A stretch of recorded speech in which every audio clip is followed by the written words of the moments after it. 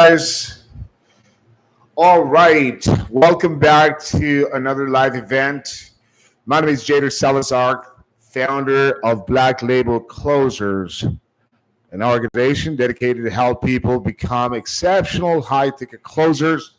And here we are. I always like to have those little those other live events on so that you can have double the pleasure. All right, perfect. That was weird. Anyway, so Black Label Closers has a very, very important mission in its life, and it's to help people become exceptional high ticket closers. This is a human to human connection type of deal. This is why we're not going to get replaced by AI. I promise you that. Not in the short-term future, within the next 20 years. We're going to be relevant for some time. At some point, the really young generations will grow up to love everything about AI, and it's going to be pretty normal to them. We have a huge community, or at least an exclusive community, on Skool, SKOOL.com. You can come and join.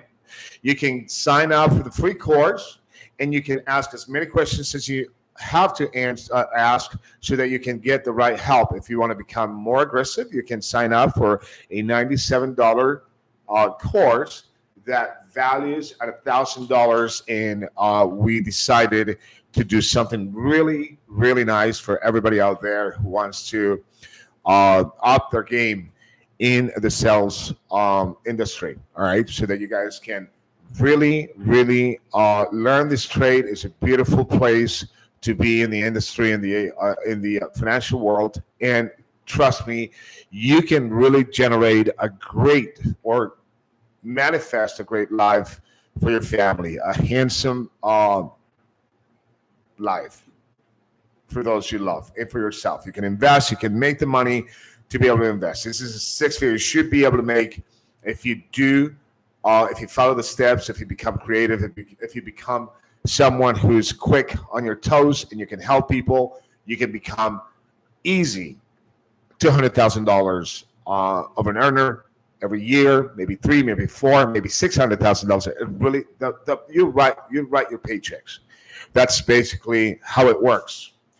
If you really want to play the game and dive into this, you can become my partner through our partnership program. You become my partner, and we split 50-50 of the proceeds, 50% for you, 50% for Black Label Closers. Come to our open house events every Tuesday and Thursday at 7 p.m. Eastern Standard Time, and you're going to learn a ton. Perfect. Let's dive into this today because the topics are hot, right? So we got some people in the house already. We got Rose. Thank you very much for coming here and learning. Hi, Rose. Great to have you here. Yo is here as well, as always, every week. And people start coming as we progress into the event. I hope that when you come, you guys can be here on time so you don't miss. If you are here and I don't see you, please wave, say hi so I can see you and I can correspond with you a little bit. All right, perfect. I can interact with you. All right, perfect. So we're going to talk about, the title of today's event really sums it up, and is facts that are imperative in high ticket closing. All right. So what does that mean? What are we talking about? So first, we're going to talk about now. Let's talk about the things that we're going to talk about. So number one, we're going to talk about not maxing people up on credit cards or bank accounts. Right. The second is we're going to talk about when asking a question, make sure the prospect answers exactly what you're looking for. Third, be the most confident when you are the most desperate, right? It's very important to understand what that means and be considerate of people's backgrounds. We're going to talk about something very sensitive. I am going to be very diplomatic in the way that I'm going to touch the subject because it can be but it's important to talk about it in sales, and that's why I love the economy or the financial world, because in the financial world we have different rules, and well you'll see why. Okay, so let's talk about the first subject. This is going to pertain to closers only, not sellers, because you're not going to get that credit card. Well, let me take that back, because now, come to think of it, it does involve the seller as well. How so? So we're talking about not maxing people out. The seller has nothing to do with taking the credit card, taking the number, and processing that credit card. I get it. That's the job of the closer. But here's the thing. Let's say that you're selling a program for $10,000. Let's say it's $10,000, $10K. Your program goes for $10,000. And let's say that you're talking to a seller, you're talking to someone who's got, and you can take a partial payment. I want you to not think of partial payments as your first pit stop when you're making a sale. Please get away from the partial payment mentality, guys. All right? Don't think of, I'm going to go into this and I am going to get a partial payment. I'm going to get something. I'll get something. $1,000, $2,000. I'll get something. Here's the double standard with that, because once you think of getting whatever it is that you can get, you never explore your possibilities truthfully, because you are already thinking that you're going to get every call that you get, you're not going to let them escape without giving you some money, even though that sounds like a very effective way to think. When you are a salesperson, what you're doing is, think of it this way. When I have a prospect or anybody who tells me, and I ask, what is your goal for this year? And a lot of people want to play the big game, and they say, well, I don't think in terms of numbers, the more the merrier. Well, here's the problem. The problem is that's not really anything. You're setting yourself up for nothing, because what's the more the merrier? How much is that? The more the merrier. The more the merrier of what? $100, $1,000, 10,000, 100,000. What do you mean the more the merrier, right? And let's say that somebody says, I want to make, I'll be, if I make $100,000 this year, I'll be awesome. Well, what happens is when someone says, I want to make $100,000, and they don't determine what that means in terms of scale, right?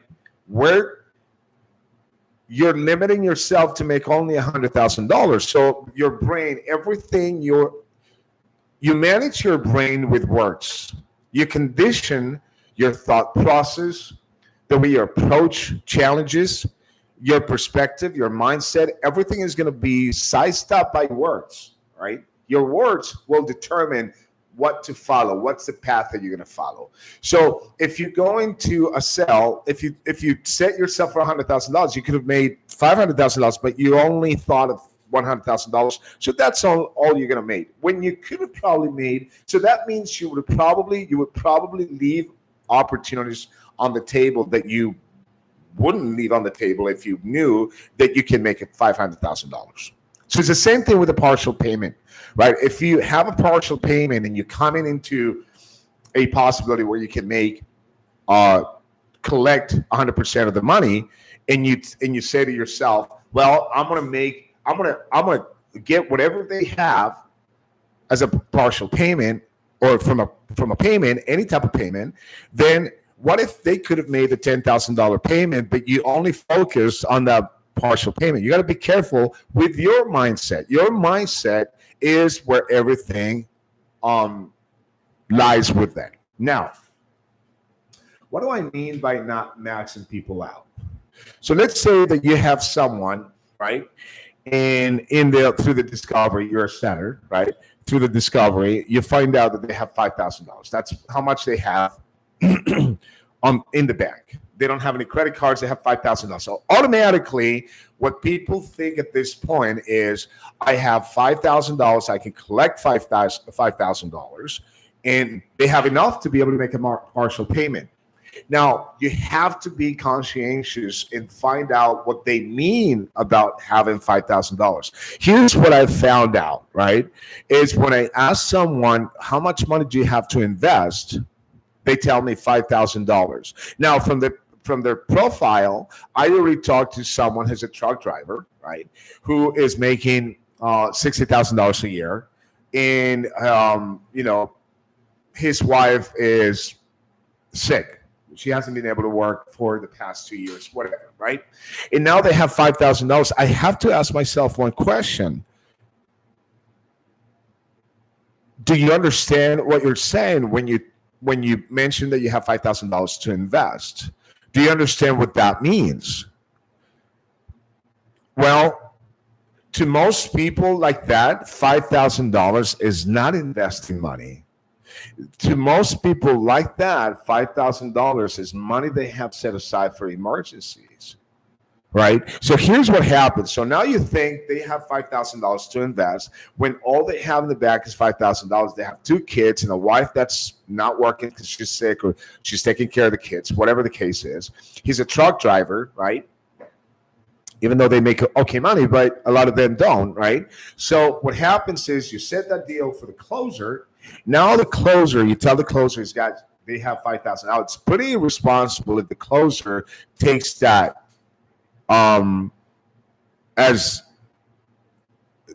set thinking without checking with the setter first. Did you make sure that this $5,000 is not money that they need for rent next month? Right? What if they have $5,000 and they have $100,000 of credit card debt, and those $5,000 will be minimum payments they have to make back to the credit card, right? So what happens is, in the rare occasion that you close that person for those $5,000, guys, I almost guarantee this, that person will come back and get a refund because they knew they made a mistake. Some people get emotional, and you could be that good to get someone that emotional where they're going to give you the $5,000. Once the emotions settle, now they face reality, and they're going to start thinking, wow, I can't. I have to pull it back. I have to pull that back out. So negotiate with them. If you need the partial payment for $2,500 or $2,000, find out if they can afford it. All right. If you're a closer and they have $10,000, I'll give you an example. One time I had two siblings, 2 brothers on the phone, and they were, oh my gosh, they were excited. They couldn't believe this opportunity was open up for them. It was an $18,000 course. I had them right where I needed them, and they had them. They had that money on credit cards. Perfect. I like credit cards, right? Because I can leverage OPM and teach them the value of OPM, right? I take the credit card number. I put the credit card number through the system, ready to go. I think that time I was working with secretaries that did the processing for us. And I was ready. They were ready to process the credit card. And then one of them mentioned, this is going to be great because now our mother is going to be able to have that heart transplant. And I was like, wait a minute, what? Your mother? We've been talking about emotional reasons why you're doing this. You never mentioned your mom? I don't know if it was my mistake. I don't know what happened, but they talked about their mom. They talked about a lot of things and how excited they were, but they never talked about their mom having a heart problem, and they needed a transplant, and they needed a lot of money. So I stopped the operation.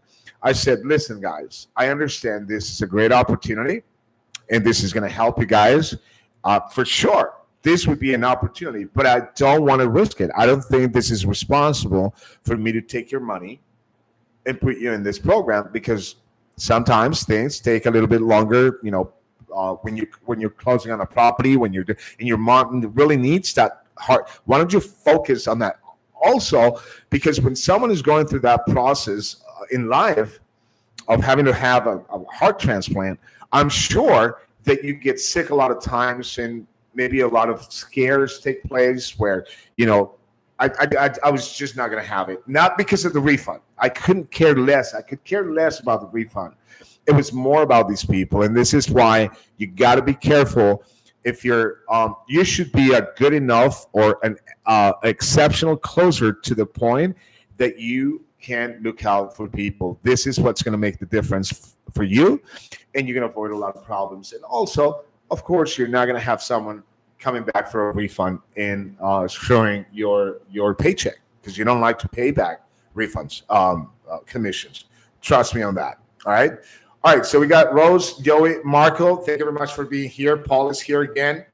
Thank you, Mars. Thank you for showing up as well.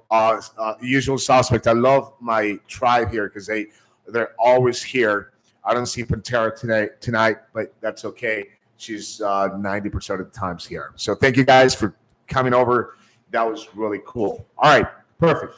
So don't max people out. Be considerate and negotiate of where you can take a payment, right? How you can take a payment. Now, if somebody, look at their profile. Now, typically, if you do e-commerce, if you're working for like an e-commerce offer, typically you're going to deal with a lot more broke people, because somehow a lot of these folks think that they can start making sales or having a company just by getting a website going, and they probably have a little bit of money, maybe $2,000 for products. And I don't understand how most of these people do not realize that they have to pay for mentorship if they're calling a mentorship organization, right? But in real estate or the stock market, if you're selling any of those, I mean, yeah, you're going to have some people that call in thinking that they're going to be able to make money without money, but at that point, you're not going to deal with a lot of those people, right? So you talk to people that have either access to money or both, right? So access to money is credit money on credit cards and credit, or you have people that have bank accounts that are fat, or both. Typically, if you have a fat bank account, you have credit cards, right? The usual suspects. Yes, Joey, the usual suspects. I love that. All right, perfect. All right, next topic that we are going to address. I hope I can make this within the time reserved for this lives. I'm going to get a little more comfy here. The next topic for this is going to be when asking a question, make sure the prospect answers exactly what you're looking for. So again, I talk about the difference between what being a closer is and being a salesperson is. The salesperson, it's always going to be complacent, right? I'm not going to be challenging, or if I challenge, I'm going to be diplomatic. I'm going to use every tool that I can to be able to circumvent any confrontation. Sometimes you need to confront these guys. And if I ask someone how much money do you make, and they say, "Oh no, I'm doing good enough. I make good money, and I'm very happy in the place I work," a salesperson would take that. Okay, this guy makes money. I don't take that because I'm a closer, right? Number one, I want to make sure that I control that call and I start controlling the person's perception. Okay, Aldemar, thank you for coming, man. Really appreciate it being here. That means a lot to us. All right. So, so what happens is, if you are, I lost my train of thought. So, if you're talking to someone and you're asking direct questions, you want the question. Why do you need to make sure that you get that question answered in terms of what you're looking for? Because if somebody says, if you ask how much are you making, right? And the person says, I'm making enough money, and you take that, who's in control of that call? Who's setting up the tune? If you allow that to get by, if you allow that to happen, what happens is already the prospect understands and reasserts their control of the call. Now they know that you're not willing to cross certain lines, and they're going to pick and choose every time that they're not going to allow you to do that. But if I ask someone, how much do you make? And they tell me I make it good enough money. How much is it? Good enough. I don't know what good enough is. I'm sorry. You have a job. I'm not used to it. I'm used to investors. How much? Tell me exactly. Is it $100,000, $200,000? What is it? I make about $100,000. Okay. Is it more than $100,000? Yeah, I make more than $100,000. Okay, so you don't make $200,000. No. Okay, so you make 110. Well, how much is it? Until they give me the answer. It might feel like it's annoying. I don't care. I don't care. I don't care because I have to have control. Plus, we're talking about investing. Let's talk about this. You want us to help you? We need to find out where you are financially to be able to help you, right? And every single time. Now, sometimes people typically, and I used to have a college professor that always talked about this. People never answer the question. 90% of the times that you get an answer, you never get an answer for what you're asking. And people have the habit, right? It's a habit that people have. Do not allow people to have that, to have that, to bring that habit, that bad habit into the conversation. Make them answer the question that you're looking for, because you need, number one, you need the information. Number two, you need to be in control of that call. All right. So do me a favor and make sure that if someone's going to give you an answer, they give you an answer of what you're looking for. If they tell you, I don't feel comfortable giving you the, how much money I make. No, tell them simply, okay, you don't feel comfortable. Why? What would happen if, let's say that you make $200,000. Let's say that you make $800,000. What am I going to do with that information? It's 800. It's a number. It's nothing else. I'm not asking you for account numbers. I'm not asking you for passwords. I'm just getting a profile. After you and I talk, we might not ever talk again. So it's not like I know I'm going to use that information against you. This is we're professionals here, and this is what mentorship is about. Make a case. Be logical, guys. All right? Great. Quickly. Next is when desperate, be the most confident. I know it's hard. I've been there. Where not just something, maybe I'm not, I've been pitching for five times in a row. I haven't closed, and I start seeing other people putting numbers. That happens to the best of us, putting numbers on the board, and you're not, nothing is Friday, and you haven't got anything, especially when we used to work on physical floors. It was difficult because you're blank. Everybody's having numbers. You're blanking, and your confidence starts getting damaged. So what happens is at that point you get on the phone. Most people panic and they start doing all kinds of horrible things on the phone. You can't allow that yourself to do that, and you start giving people all kinds of passes on the phone. You start breaking the rules. You start giving too many too much the benefit of the doubt to people.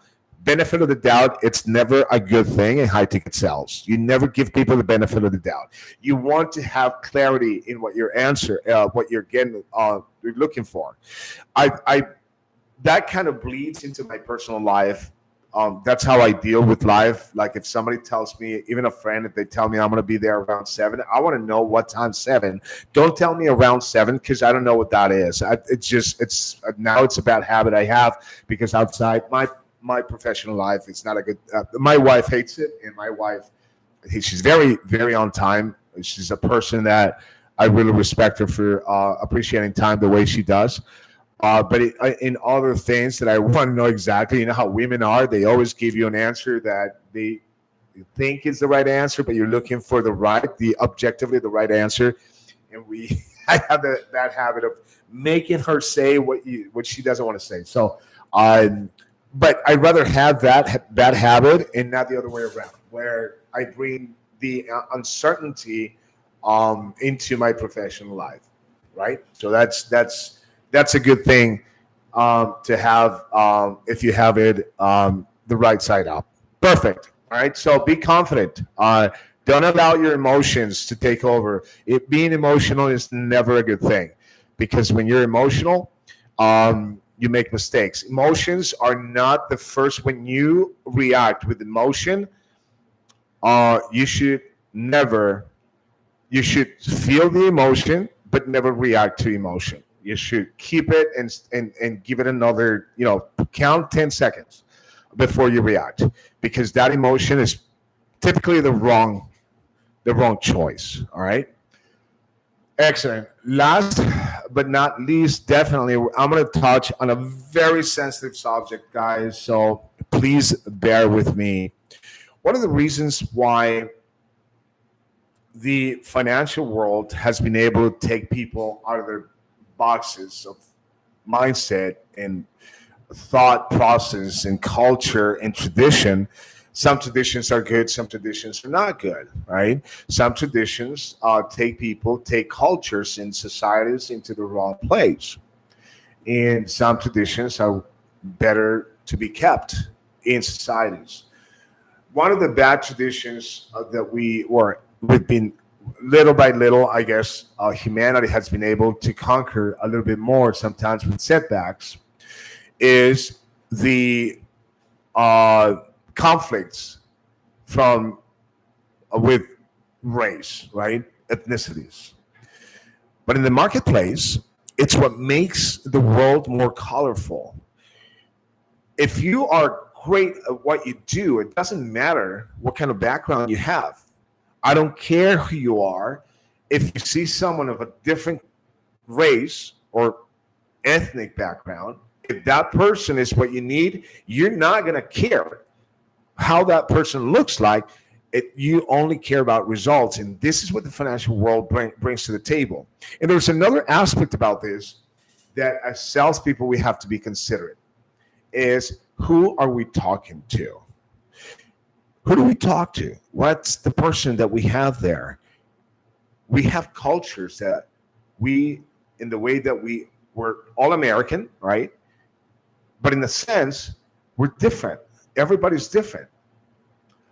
Even white people differ from other white people. If you're an Italian first generation white person, you're not the same as someone who's generational American, right? Who's been here for 5 generations. You behave a little bit different. Your upbringing is a little bit different, right?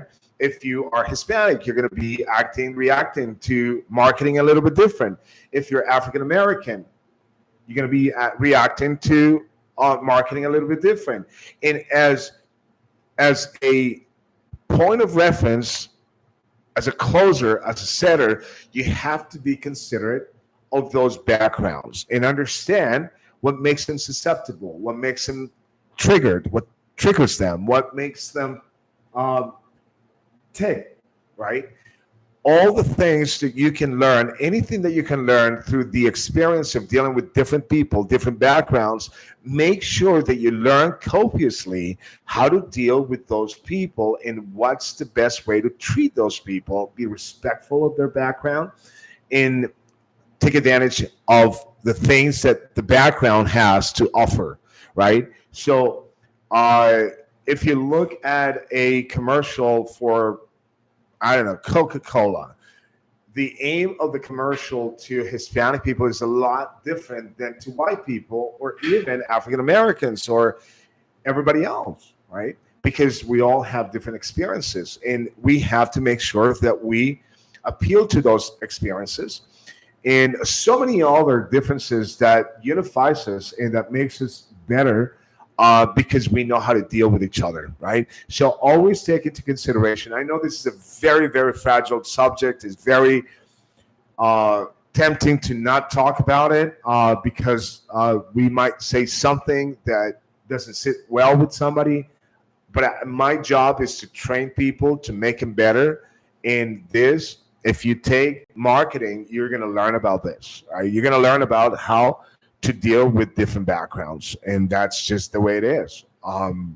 We think differently depending on the experience that we have, especially growing up, and who raised us, right? Who gave us the philosophy of life, and how we collectively confront that in our lives, in our day-to-day living, right? So I hope this works, guys. I hope this helped you out. We're here. Again, my name is Jader Salazar. I am the founder of Black Label Closers, an organization dedicated to helping people become exceptional closers in the high-ticket space. You can come and join this open house training every Tuesday and Thursday at 7 p.m. Eastern Standard Time. You can sign up for our community on school.com. Sign up to the community. Sign up for the free course. If you want to be more aggressive, $97, value at $1,000, down to $97 so that you can take advantage of it, start getting your feet wet. And also, if you want to be really aggressive, put your mouth where your money is, now you can become my partner through the partnership program, and we can split 50-50 all the profits and proceeds. Come next Thursday. I'll see you here. Take care, guys. Thank you very much. I'm going to say hi to Rose one more time. Thank you, Rose, for coming. Always a joy to see you here. Yoey, of course. Marco, great to see you, man. Paul is here. Mars is here. And Aldemar's here. All right. See you guys next Thursday. Thank you for coming. And stay fresh and cool. Take care.